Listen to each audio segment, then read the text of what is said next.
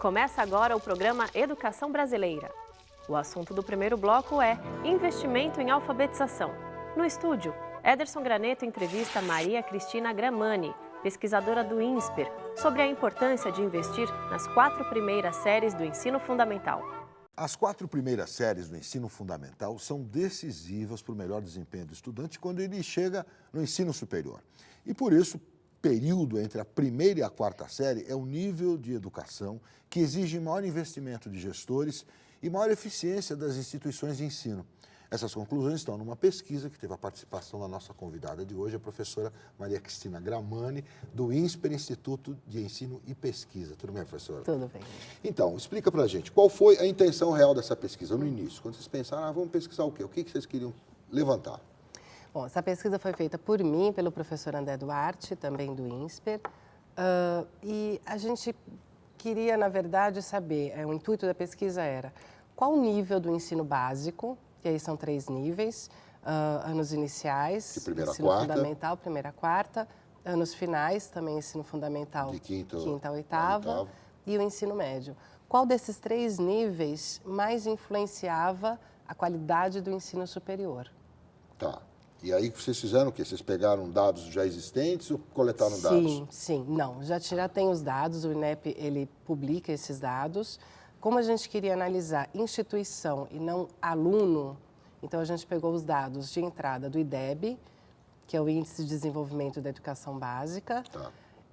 A gente tem o IDEB de primeira a 4ª série, o IDEB de quinta a 8ª e o IDEB do ensino médio. Do ensino médio. E como uma saída, a gente usou do ensino superior, como a gente queria também uma nota institucional, não podia usar o ENAD, porque o ENAD é uma nota só do aluno. Então a gente usou o IGC. Tá, o IGC é o Índice Geral de Cursos, de né? cursos, o que tem dentro desses índices que podem te dar segurança para fazer uma pesquisa desse tipo? Bom, o IDEB, ele tem, na verdade, o IDEB é composto por 2 itens. Um, que são a nota da Prova Brasil e SAEB, então é uma nota do aluno. Do aluno. E o outro é o fluxo escolar, que aí é a média taxa de rendimento do aluno, aprovação, reprovação. Então, são esses 2 itens. E isso me dá uma nota institucional. Tá, que é mais da escola do que do próprio aluno, Exatamente. É isso? E a nota do SAEB Prova Brasil e as instituições são tanto públicas como privadas. Entendi. E o IGC? O IGC também, ele é composto pelo ENAD, que é uma nota do aluno, o ENAD ingressante, mas ele é composto também por uma nota que reflete a infraestrutura da universidade, o corpo docente, a formação do corpo docente, a nota da graduação, a nota da pós-graduação. Então também dá para fazer uma comparação aí entre esses números. Sim. Tá, e como é que vocês cruzaram isso? Cruzaram e chegaram a que conclusão? Bom, então a gente usou métodos modelo matemático, enfim, bastante consistente com esses dados. E a gente chegou à conclusão, teve algumas conclusões. Então, a que mais ressaltou para a gente foi que o nível que mais está afetando a melhoria da qualidade do ensino superior é o de primeira a 4ª série. Isso bem longe, isso em todas as regiões do país, menos na do Sudeste. Como é que você pode chegar a essa conclusão? Como é que você conseguiu esse... É um modelo que analisa eficiência. Se fosse um IDEB e um IGC, a eficiência seria o IGC sobre o IDEB. Então, existe mas não são 3 IDEBs, porque são IDEBs de 3 níveis. Então, não tem como fazer simplesmente a divisão do IGC pelo IDEB para eu saber a eficiência de cada estado. Tá. Então, eu tive que usar um modelo matemático específico para isso, que faz essa análise de eficiência de forma ótima e garantido, e que me dá, na verdade, ele dá um ranking mesmo dos mais eficientes. Sai um ranking desse modelo. Sai várias conclusões. Uma delas é de primeira a 4ª série que mais influencia. Que mais? E também sai qual é o melhor estado? Qual é o estado mais eficiente? Isso. A única coisa é que ele faz uma eficiência relativa. Por exemplo, o estado mais eficiente foi o de Santa Catarina. Mas isso não significa que Santa Catarina não possa melhorar. É que relativamente aos outros 26 estados do Brasil, ela está o melhor. E qual é o pior? O pior é Alagoas. Alagoas? Alagoas. São Paulo, Sudeste... São Paulo está em terceiro Depois eu acabei juntando todos os estados do Sul, Sudeste, Norte, Nordeste e Centro-Oeste. Tá. Então deu o Sul o mais eficiente, porque Santa Catarina levou, e Paraná também está muito bem. Tá. E depois veio o Sudeste, aí Centro-Oeste, Nordeste e Norte. A região Norte é a que está, a situação é mais grave. Isso. Agora, como é que... bom, e dá para melhorar isso? Como é que faz para melhorar isso? Você tem alguma outra conclusão dessa pesquisa que possa te levar a uma forma de ver como resolver essa questão no futuro? Eu acho que, na verdade, esse é o grande desafio. São várias as questões que fazem a qualidade do ensino melhorar. Então, você pode ter formação de professores, melhorar a formação dos professores, a quantidade de professores por sala de aula, a infraestrutura, salário de professores, é muita coisa.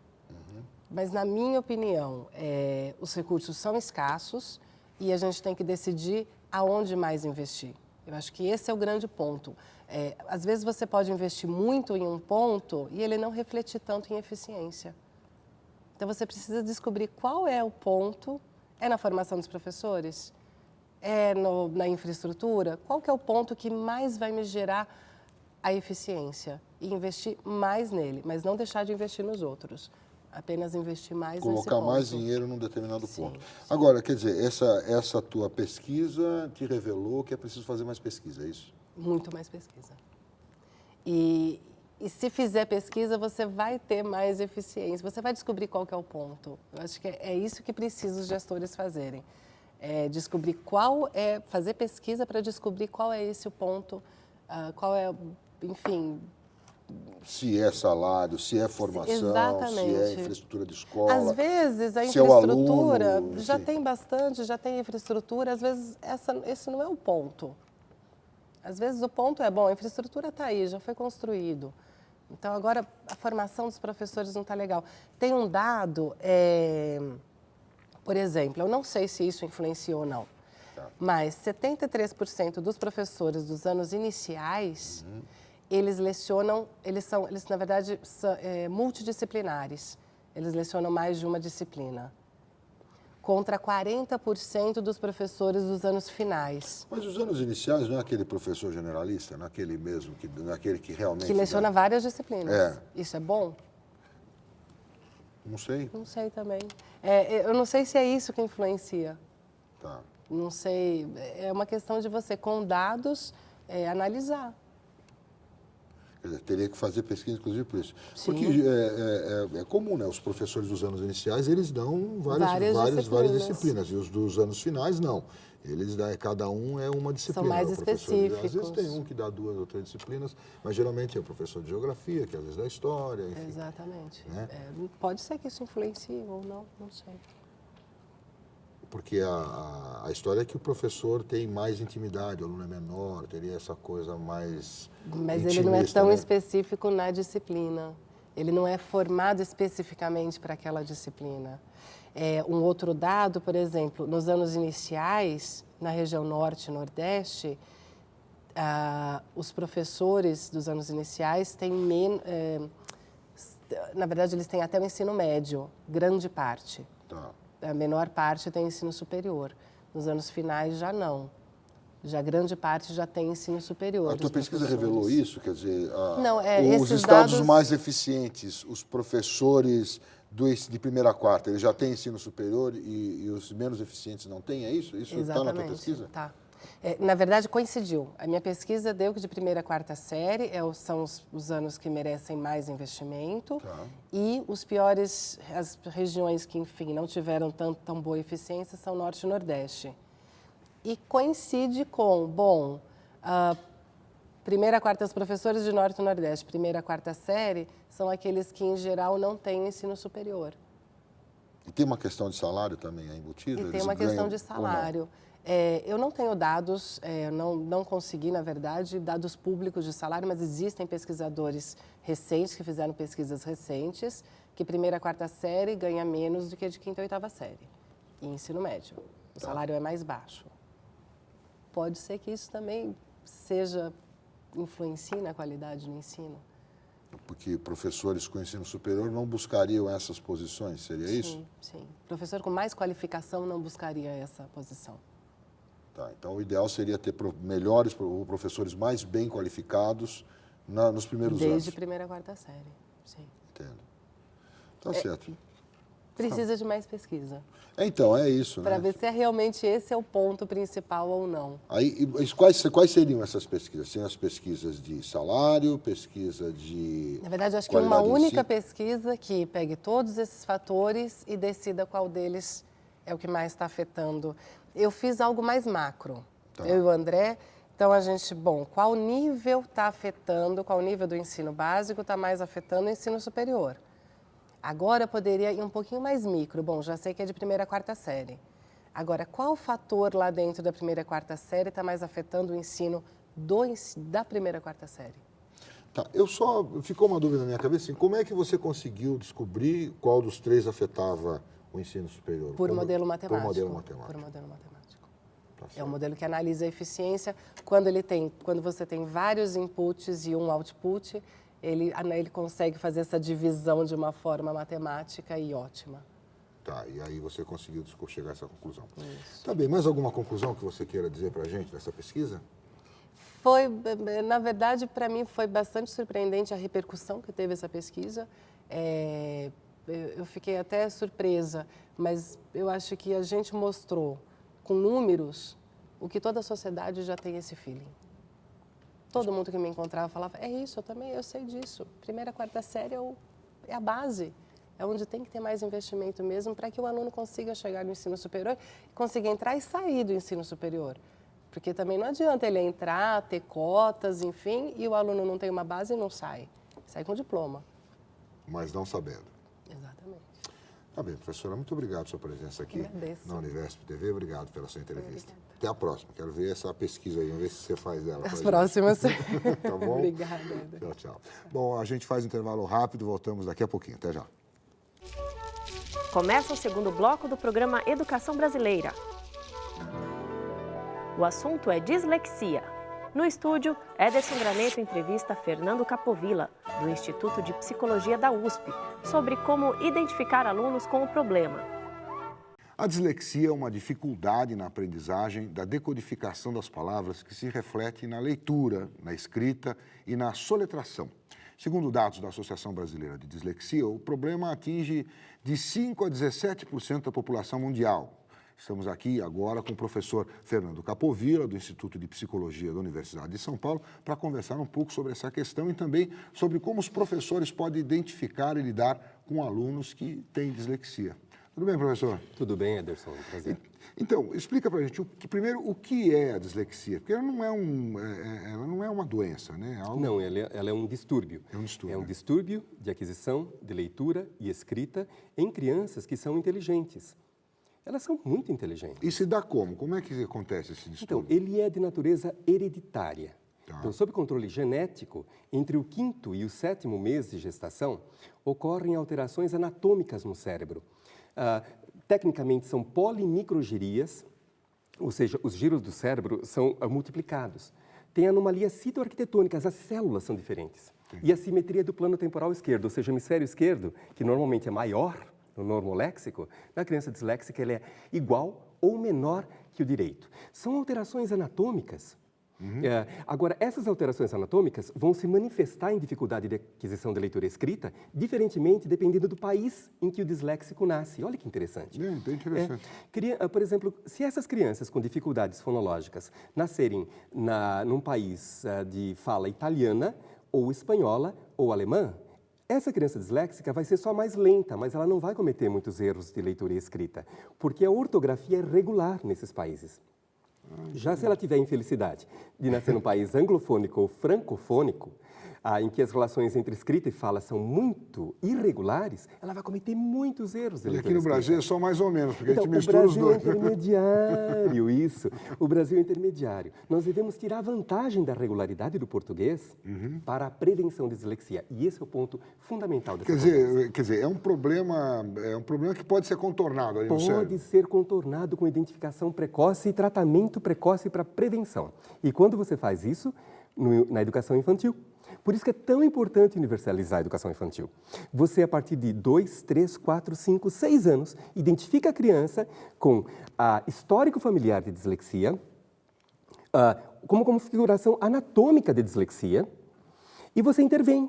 Com o método fônico, você previne dislexia. Mesmo em gêmeos monozigóticos, você previne com 70% de chance de sucesso. Olha que fascinante. O hardware está comprometido, mas você vai lá, entra com um software muito sofisticado e, devido à plasticidade neural, você acorda as regiões do cérebro que estavam silenciosas e essa criança vai se tornar normoléxica.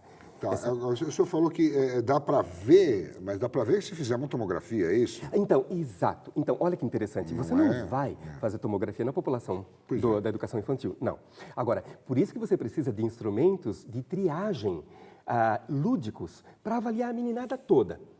Nós temos instrumentos que funcionam já a partir de 18 meses. São os melhores instrumentos do mundo para avaliar desenvolvimento de linguagem. Por exemplo, a criança que vai ter problema de dislexia, que tem essa alteração anatômica, você nota um atraso no vocabulário receptivo, auditivo, ou seja, ela compreende mal as palavras. Um atraso no vocabulário expressivo, ou seja, a fala dela é pobre. A memória de trabalho dela, fonológica, é pobre. Então, você faz rimas, você faz cantigas de roda. Essa criança tem dificuldade de se lembrar de uma música.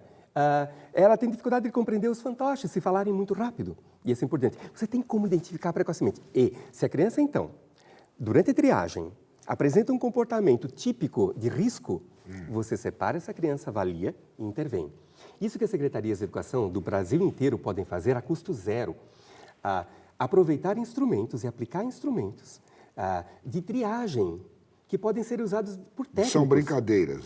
São brincadeiras para detecção de crianças em risco e intervenção precoce. Intervenção como? Lúdica, fantoches, brincadeiras, contos, histórias. Segmentar a fala com base em cantigas, corrigir a fala inadequada de um fantoche. Ele erra a fala e a criança tem que detectar o erro e corrigir. Tem uma série de intervenções lúdicas para avaliação e para remediação. Eu queria que você me explicasse como é que esse problema se desenvolve. Vamos supor que o professor, ou a mãe, ou o pai não perceba que a criança tem esse problema de dislexia. Isso. Como é que isso progride? O que acontece lá para diante? No primeiro ano, no segundo ano, já fora do ensino infantil, da educação infantil? Então, primeiro, o que acontece? Eles vão notar que a criança parece desatenta. A criança tem dificuldade em se concentrar. Ela não gosta de montar quebra-cabeça. Ela não entende muito bem rimas, brincadeiras com palavras linguísticas. Tá. Ela tem, portanto, um atraso. O vocabulário dela é pobre. Então, vamos dar nome, por exemplo, que cor você mais gosta? Quais são as cores da bandeira brasileira? Que cores nós temos nessa sala? E as crianças no meio, bichos, que bichos você gosta? E a criança começa, eu gosto de cachorro, eu gosto de gato, de papagaio, de periquito. E a criança normoléxica, que vai se tornar normoléxica, ela tem um output, uma produção de palavras normal. E a gente tem como medir isso. A criança, com atraso de linguagem, ela é lenta em nomear. Você tem uma série de sinais que estão ali presentes. Olha, pensa... Mas os pais não têm parâmetro. Ela tem dificuldade em nomear e ela demora mais em nomear. Nomeia menos e mais lentamente. Agora, o mais importante que os pais, embora eles sejam pais, eles trabalham, são profissionais e assim, competiria a escola de educação infantil, que tem condições de ter uma amostra de crianças e, portanto, você tem uma média, desempenho médio do grupo. Quais são os diferentes uns dos Isso, outros? as crianças que são mais embotadinhas, que têm mais dificuldade, que parecem não se desenvolver no mesmo ritmo. Muito bem, nós temos instrumentos para essas escolas para quantificar o grau de risco dessa criança vir a desenvolver um problema de aquisição de leitura escrita, quando ela tiver 7 anos, quando for alfabetizada. O importante é a plasticidade neural. A criança está na educação infantil, identifique essa criança e socorra essa criança nesse tempo, porque dislexia não tem cura. Sei. Ela tem remediação ou prevenção. E agora, você fala que o importante é identificar logo no ensino Educação infantil. Porque é mais fácil de corrigir, é isso? Porque mais fácil isso, Ederson. A dislexia ela pode ser prevenida mesmo em gêmeos monozigóticos univitelinos com 70%. Veja a importância do software. O método fônico entra com essas crianças aos 3, 4, 5, 6. E muito embora o irmãozinho dela, que não recebe o método fônico, tenha a mesma lesão cerebral que ela, como ela recebeu o método fônico, o irmãozinho vai se tornar disléxico. E ela não. Ou seja, olha que interessante, dislexia não é fruto direto da lesão cerebral. É da lesão cerebral mais a ausência de um método apropriado que auxilia a criança. Então, ela é sobredeterminado. Ele é como um resfriado qualquer. Não é só o vírus, mas é a vamos imunidade. supor, se eu perceber só isso quando ela tiver lá seus 10, 12 anos, é Isso. pior? Muito pior, porque Mas você tem perdeu remédio. plasticidade neural. A plasticidade neural é aquilo que existe de mais precioso para uma criança. Você não pode jamais perder isso. O João Carlos Martins é o pianista. Quando sofreu a lesão cerebral, ele fez biofeedback e adquiriu os movimentos novamente. Olha só a plasticidade neural. E era um senhor já maduro, né? No entanto, como ele já era maduro, a plasticidade neural do adulto maduro é menor. E isso cobrou um alto preço. A intervenção recrutou áreas do cérebro que estavam intactas para fazer a função daquelas que estavam lesadas, no caso dele. Tudo bem? Tudo bem. Como ele era maduro, ele sofreu... Quando ele pensava, ao pensar, ele sofria contrações. E teve que sofrer uma cirurgia para evitar esse problema iatrogênico, vamos dizer assim, médico. Né? Olha que interessante. A criança não. A criança, ela é plástica. Então, vamos aproveitar a plasticidade neural. Então, a pior coisa que você pode fazer com uma criança é não identificar o problema dela a tempo de ajudá-la. Por isso que nós somos contra, sempre fomos contra, ciclos e progressão continuada. É uma política não de governo, mas de Estado. Você precisa identificar a criança na mais precoce idade para poder ajudá-la, quando ainda há tempo, quando ainda ela tem plasticidade neural. Por isso que nós somos favoráveis à provinha Brasil, por exemplo. Tá, entendi. Fazer uma prova logo no então, a provinha Brasil começo. tem esse mérito de avaliar o desempenho da criança, assim, se ela está aprendendo ou não, se ela está conseguindo aprender ou não, já no primeiro ano, após o primeiro ano de alfabetização. Muito bem, a gente precisa avaliar as crianças na educação infantil mais precocemente, mas não por uma coisa tão formal. Claro, porque na educação infantil trata-se de qual é a memória da criança, qual é o vocabulário da criança, qual é o pensar, como se dá esse pensar. Você precisa ter rotinas, e nós temos, na Universidade de São Paulo, nós desenvolvemos a custo zero essas rotinas que podem ser usadas pelas secretarias de educação para identificar essas crianças e ajudá-las a encontrar, ainda elas têm plasticidade neural. E o senhor tem uma ideia de quantas crianças assim, que já passaram, já passou da fase, já está lá com seus 10, 15, já está no ensino médio com dislexia? O senhor tem ideia de quanto isso? Então, imagine uma população escolar no ensino fundamental brasileiro de 35,5 milhões de crianças. Se 10% dessas crianças são disléxicas, você tem 13,5 milhões de crianças disléxicas. Fora as outras crianças que não aprendem porque o método está errado. Né? Então, o método fônico, ele previne dislexia e ele educa as outras crianças. Na ausência de um método apropriado de alfabetização, as crianças, mesmo não tendo lesão cerebral, não vão aprender. Por isso que é extremamente importante, se você me permite só fazer essa observação, não posso esquecer dela. O Brasil é um dos recordistas mundiais em competência de leitura escrita. A Unesco e a OCDE demonstraram. Veja, é como se nós fôssemos um país disléxicos. É evidentemente que esse não é o caso. Essas crianças não aprendem porque elas não estão sendo ensinadas apropriadamente. Então, a educação compete ensinar essas crianças e prevenir o surgimento de fracasso. Então, o ponto fundamental que eu quero trazer é nem toda dificuldade de aquisição de leitura escrita é dislexia. Sim. Boa parte dela, a maior parte, 90% dos casos, é falta de método, de competência de ensino. As faculdades de educação no Brasil, infelizmente, se esqueceram como se alfabetiza. Outra coisa, além da dislexia, nós temos outros quadros que produzem fracasso de aquisição de leitura escrita. Quer um exemplo? Distúrbios de processamento auditivo central. Olha que interessante. Audição. Então, nós fizemos vários estudos assim, em escolas públicas no Brasil inteiro para identificar a criança com perda auditiva. Então, você faz triagem com o grilho. Cri-cri. Levanta o dedinho quando você ouvir o cri-cri. Cri-cri. A criança levantava o dedo, ótimo, passou. Cri-cri. Não levantava o dedo, de novo, cri-cri. Não levantava o dedo, ótimo, vai para aquela salinha, ganhou o brinquedinho. Tem interação e tem avaliação. Certo. Aí você faz a audiometria nessas crianças. Você nota uma coisa fantástica. Parte dessas crianças tem perda auditiva, ótimo, aparelho auditivo. Outra parte dessas crianças não tem perda auditiva para sons da natureza. Elas têm perda auditiva para a linguagem. E olha que interessante, quando você faz uma logoaudiometria, ou seja, você pede para a criança repetir a sua fala. Você dá lá a Voz do Brasil. Tá. E põe um liquidificador de fundo. E você aumenta ou diminui o barulho de fundo. Chega uma hora que a criança perde a habilidade de repetir a fala. Tudo bem? Crianças com problema de processamento auditivo central vão perder a habilidade de repetir a fala com ruído muito baixinho. Então, essas crianças não podem sentar no turma do fundão, no fundo da sala. Elas têm que sentar na frente. E se elas forem míopes, mais ainda, porque elas vão precisar fazer leitura orofacial para entender o que a professora fala. Entendi. Né? Ou seja, você tem intervenções a custo zero para as secretarias de educação. Outra coisa que dá problema de leitura escrita, e olha como é importante, porque é tratamento, uma preocupação sua e do ouvinte, do telespectador. O que fazer com a criança que fracassa? Depende da natureza do fracasso dela.